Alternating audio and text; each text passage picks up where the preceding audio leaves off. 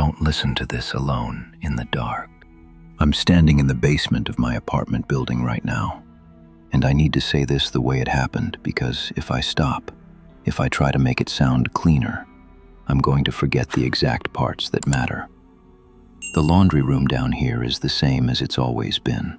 Concrete floor, that sour, damp smell that never leaves, 2 long rows of old machines that shake like they're angry, and those bare fluorescent lights that make everything look tired.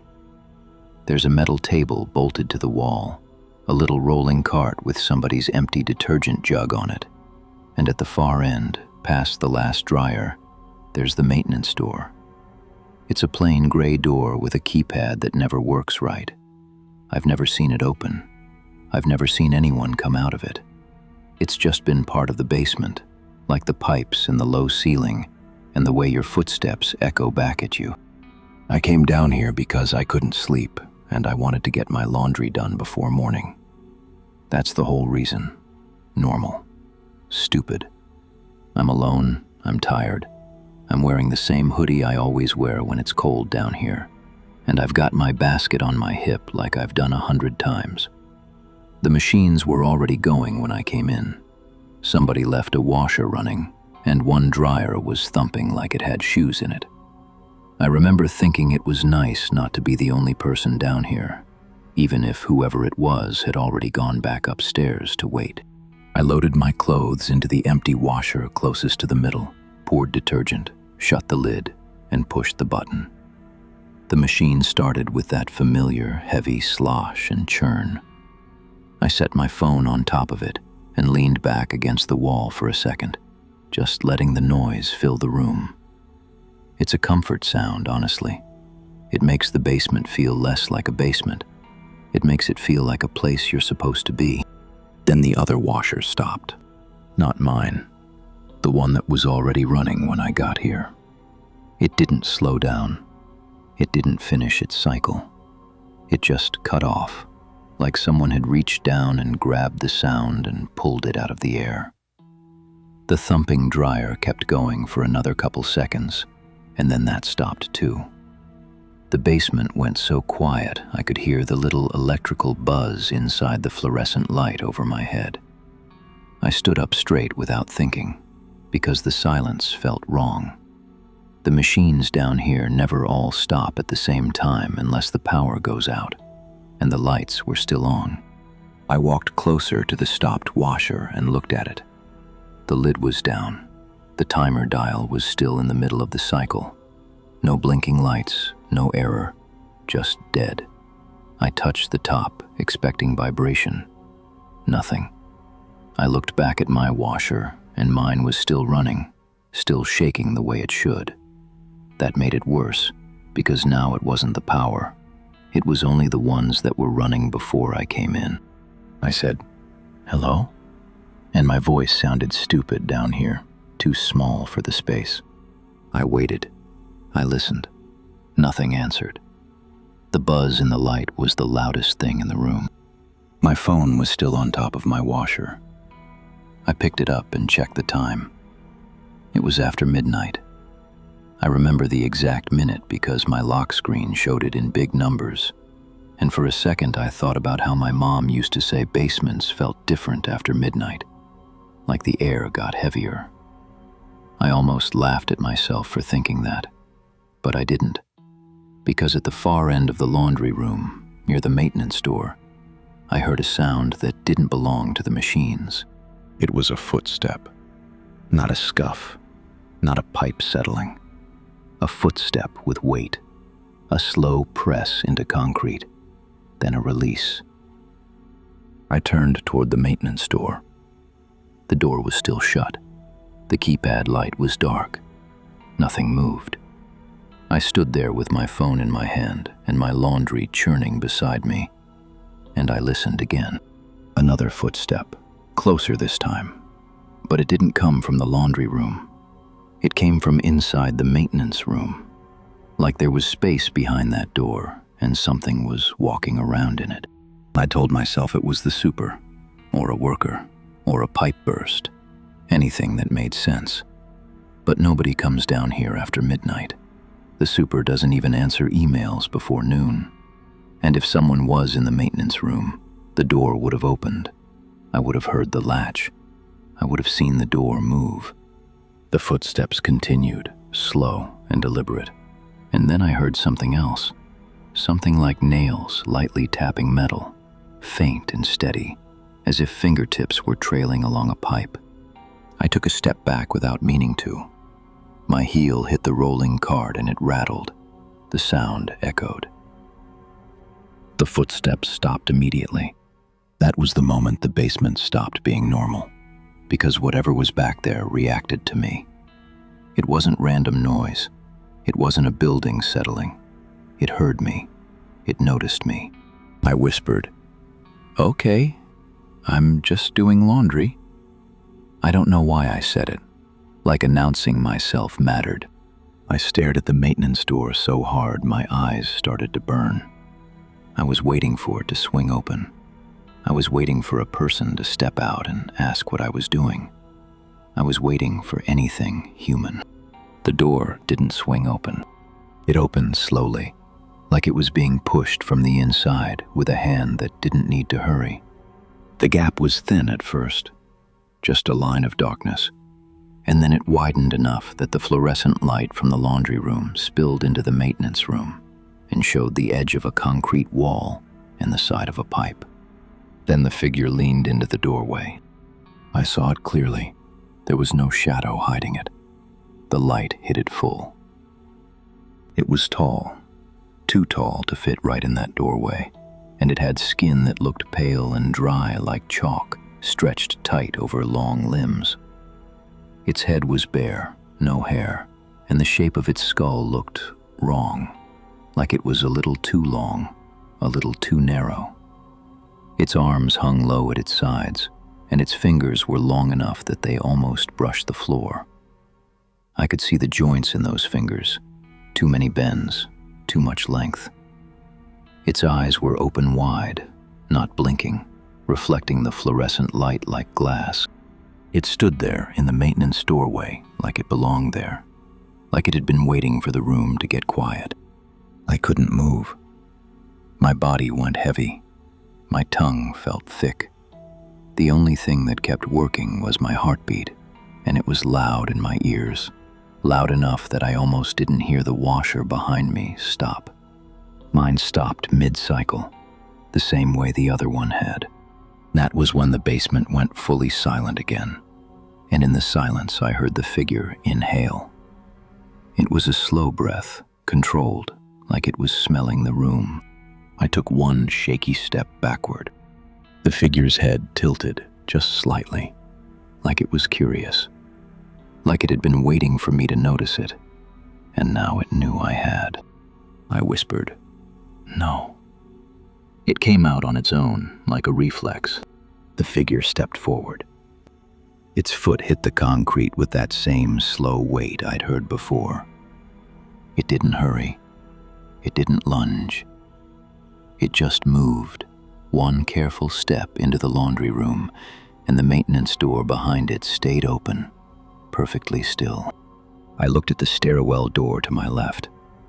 It was the door that led up into the main building hallway. It was supposed to be unlocked from the basement side. I'd used it 100 times. I turned and ran for it. My shoes slapped the concrete. The sound was huge. My breath was loud.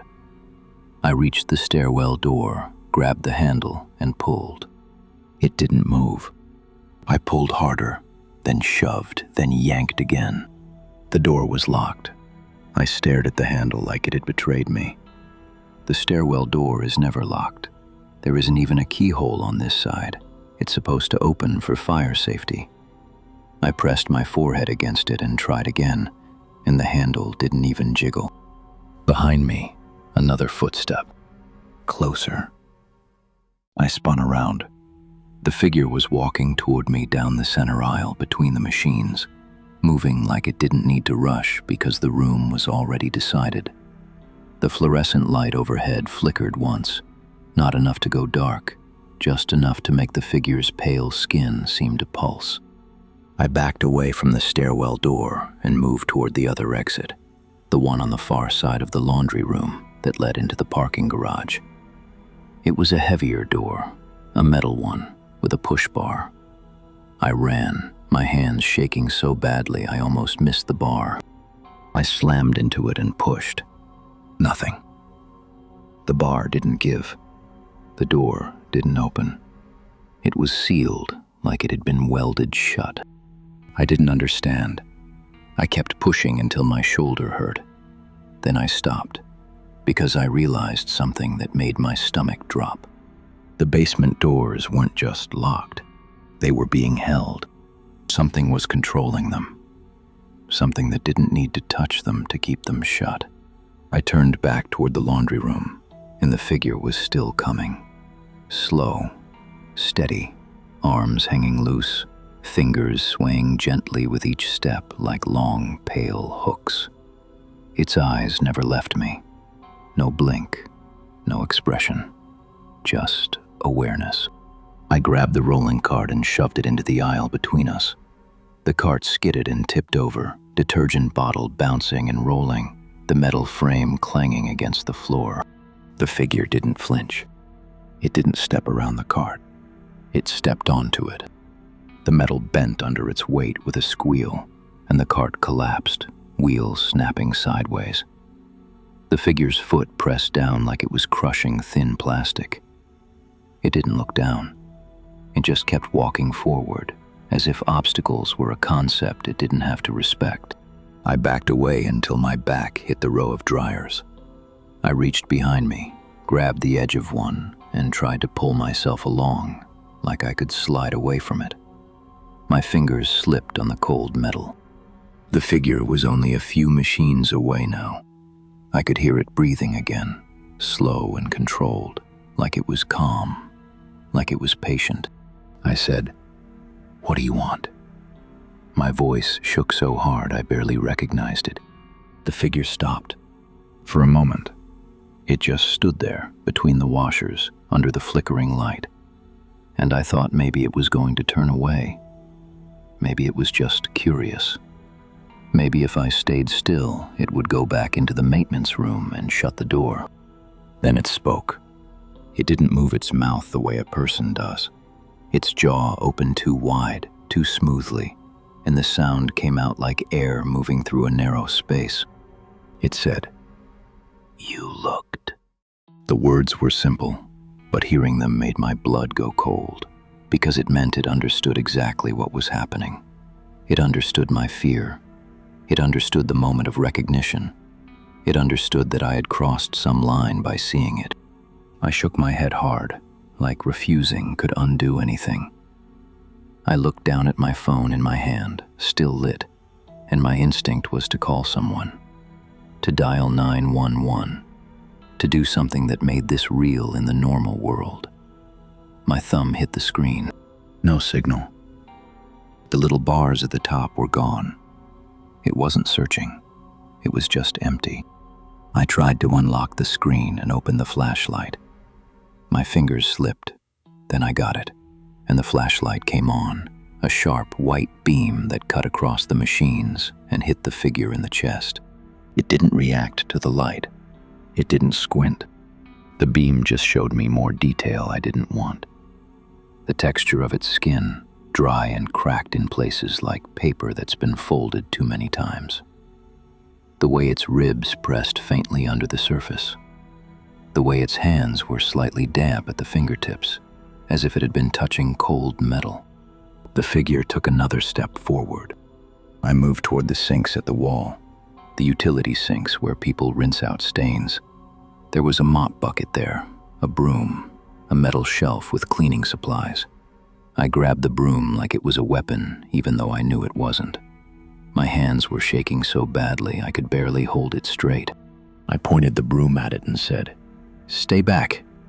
The figure tilted its head again, like it was listening to the tone more than the words.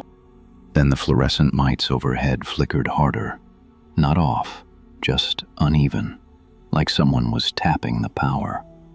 The room pulsed between bright and dim, and in the dim moments, The figure seemed closer than it should have been.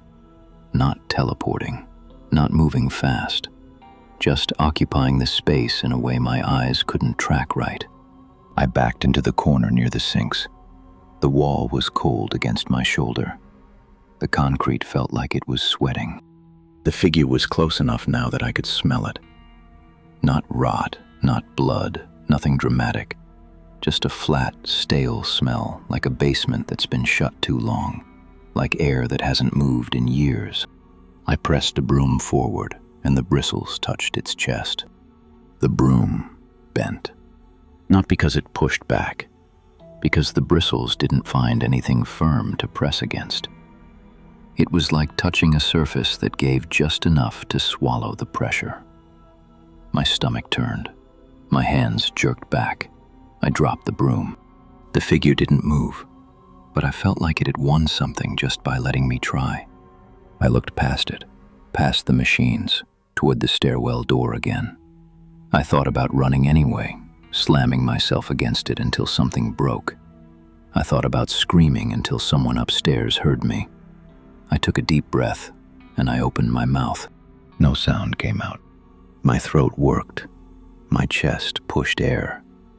But the sound didn't leave my body. It was like the basement was swallowing it, like the air between me and the walls refused to carry it. I tried again, harder. Nothing. The figure leaned forward slightly, and I saw its eyes shift, not blinking, just narrowing by a fraction, like it was paying attention to my mouth. It took another step, so close now that it was inside my space, and I could feel the temperature around it. The air felt colder, but not like a draft, like the warmth was being pulled out. I turned my head away because I couldn't keep looking at its face. My eyes landed on the maintenance door behind it, still open at the far end, a dark rectangle in the bright room. I realized something in a single, clear thought. That door wasn't an entrance. It was a place it returned to, like a pocket of the building that belonged to it. I swallowed hard and forced my eyes back to it. The figure lifted one hand. Its fingers unfolded slowly, each joint bending too far, too smooth. It didn't reach for me. It held its hand in the air between us, palm facing up, like it was showing me it didn't need to grab. Then it turned its palm slightly, and without touching anything, the nearest dryer door clicked open. The sound was sharp in the silent room. Then another dryer door clicked open. Then another. One by one, down the row, metal doors popping and swinging outward like mouths opening, the rubber seals peeling away with soft squeaks. The sound marched down the line, a controlled sequence, like it was demonstrating something. Control. Intent. It wasn't trapped down here with me. I was trapped down here with it. My legs went weak. I slid down the wall until I was sitting on the concrete, my back against the cold pipes. My phone flashlight shook in my hand, and the beam wobbled across the ceiling. The figure stepped closer, until it was directly in front of me. I could see the fine cracks around its mouth. I could see moisture at the corners of its lips. I could hear its breathing as if it was right beside my ear, even though it was in front of me. It crouched slowly, folding down like a tall insect, joints bending cleanly, bringing its face level with mine. It spoke again. "Now you're quiet." The words made my skin crawl because it was true. The basement was quiet. The machines were dead. The doors were sealed. My voice was gone. The only sound left was my breathing and the faint buzz in the lights. I tried to stand. My hands pushed against the floor. My knees slipped. The concrete felt slick, like a thin film of water that hadn't been there before. The figure's head tilted closer. I felt something on the side of my face. Not a touch, a pressure. Like being too close to a vent, but colder. Like the air itself was pushing against my skin. I turned my head, and the pressure moved with me. I realized it wasn't coming from the room. It was coming from it. It leaned in until I could feel its breath on my cheek, slow and even. And I understood in that second that it didn't need to grab me. It didn't need to hurt me. It could just stay here, close enough that my body would break on its own. The fluorescent light above us flickered once more, and in the brief dip of brightness, I saw something behind the figure in the reflection of the dryer door, the stairwell door. It was still shut, but the handle was slowly turning on its own, like someone upstairs was trying to open it from the other side.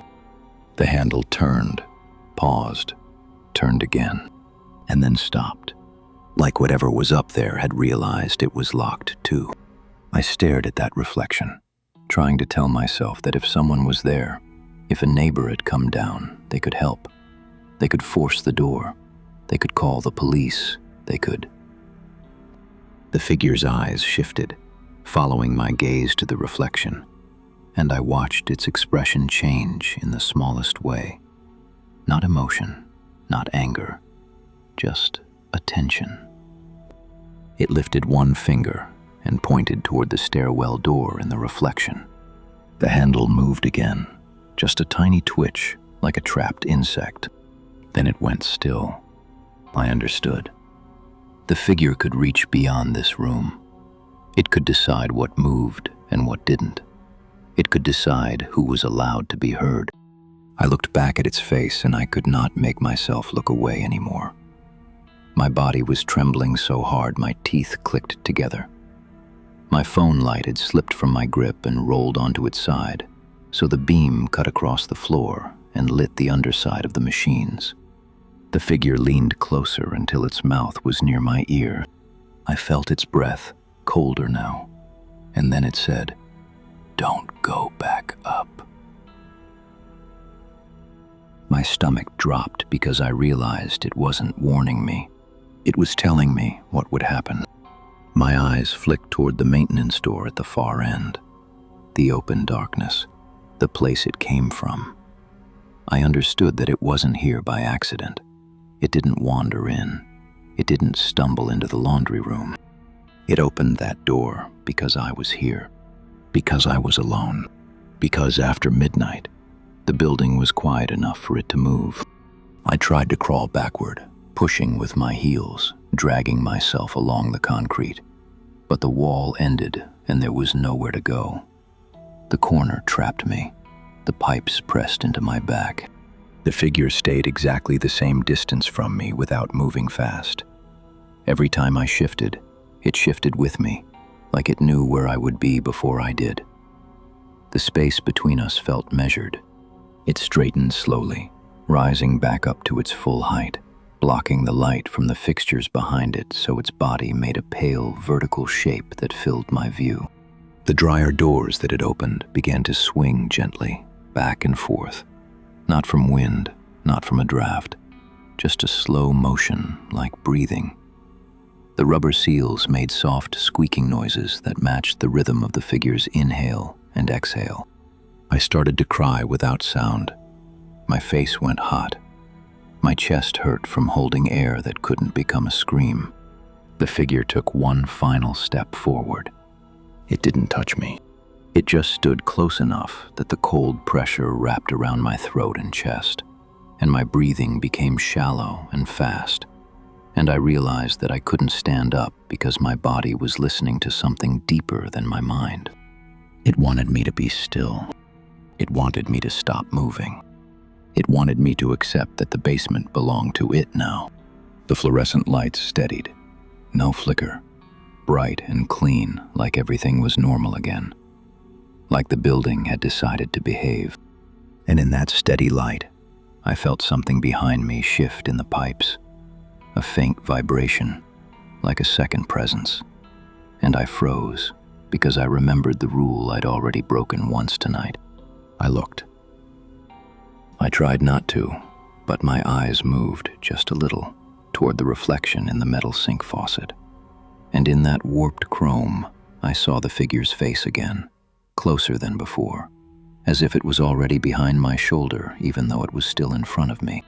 My stomach clenched. My whole body went rigid. The figure's mouth opened slightly, and the last thing I heard before the basement went fully quiet was my own voice, finally leaving my throat in a thin, broken sound that didn't reach the walls.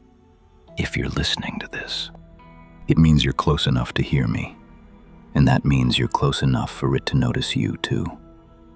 Don't assume you're alone just because you can't see anything. Don't look toward the door behind you.